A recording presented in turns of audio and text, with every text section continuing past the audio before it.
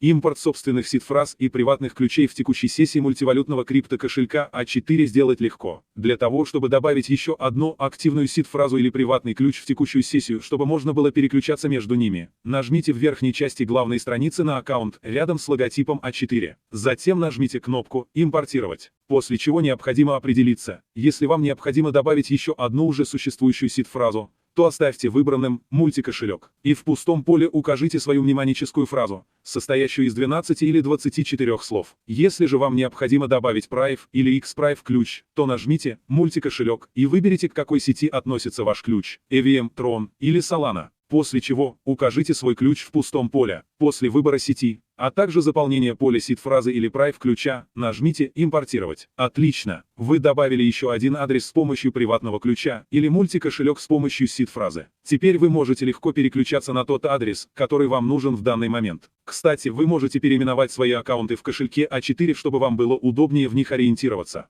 Для этого, на странице выбора аккаунта, нажмите на карандаш в правом верхнем углу, отредактируйте название нужного аккаунта, а затем повторно нажмите на карандаш для сохранения. Подписывайся на наш YouTube канал, чтобы знать чуть больше других